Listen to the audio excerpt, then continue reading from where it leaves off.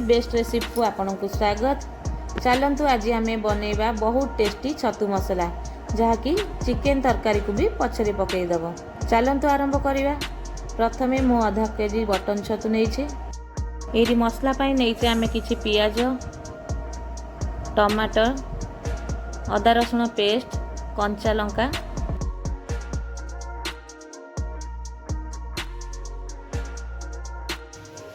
प्रथमे छतु को आम भल भाव धोई छोट छोट कर काटिदेवा।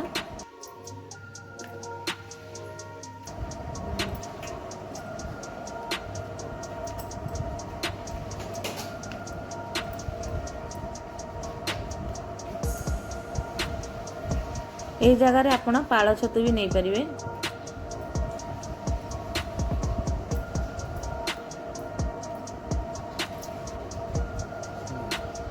छतु बर्तमान सब कटा सरला।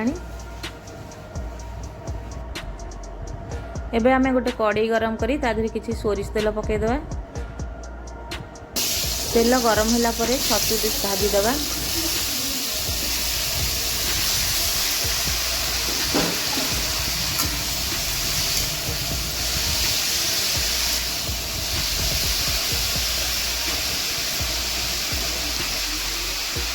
एक छतुरे अल्प लुण आ किसी हलदी पकई भाजीदेवा।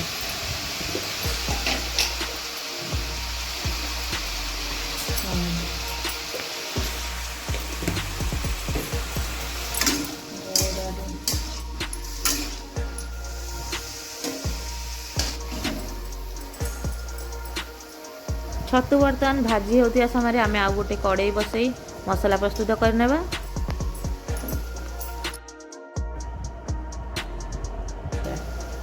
कड़ाई गरम होगा पर आम से किसी सोरिष तेल दबा किसी जीरा फुटाई छाड़ा।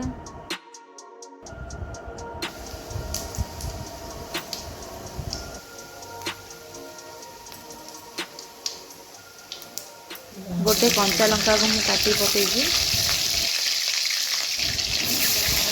किसी टमाटो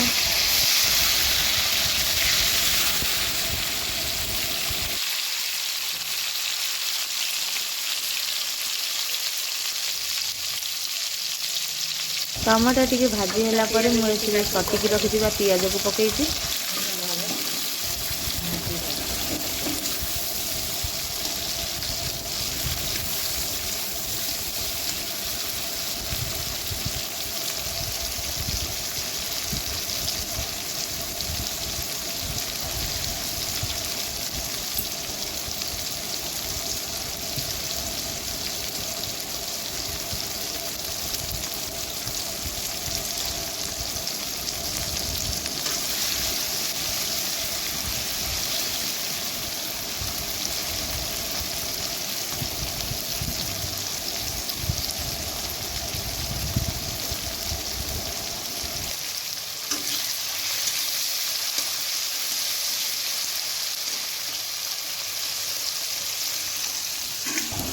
एपटे छतु को टिके आउ गोलाई दबा।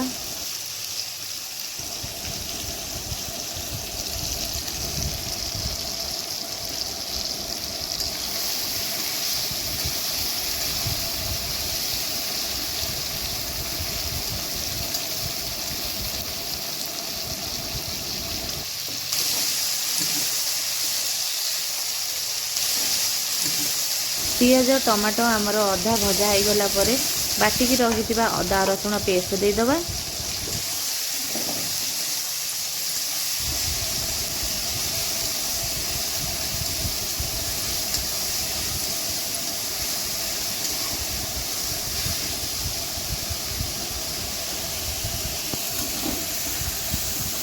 छतु आमर पाखापाखि भाजी हो आसला।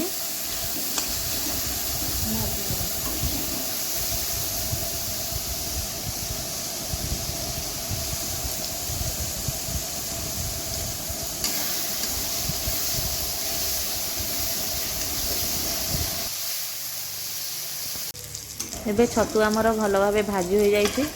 आमे गोटे गिना को काढ़ीदेवा।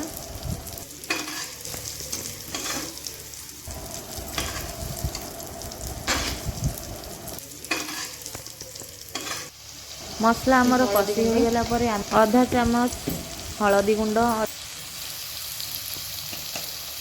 आधा चामच जीरा गुंड, गोटे चामच धनिया गुंड,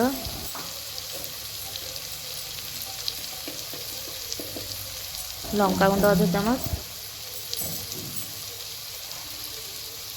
स्वाद अनुसार लुण पकाई गोलाई दबा।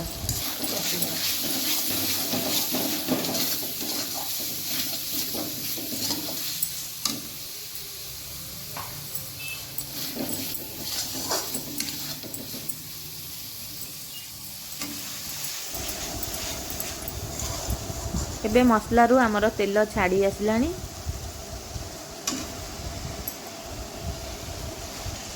आमे भाजिकी रखिथिबा छतु को पकाइदेवा।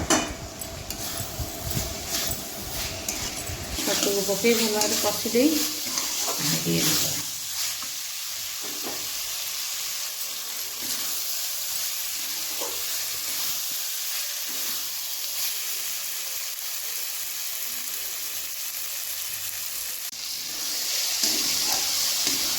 छतु मसला भल भाव कषि होला परे आमे सेथिरे किछि पानी ऐड कर देबा।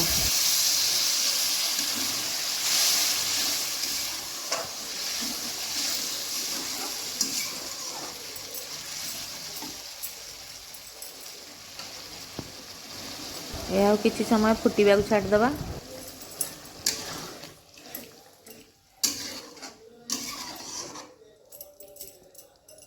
एबे तरकारी आमर रेडी हो गलानी।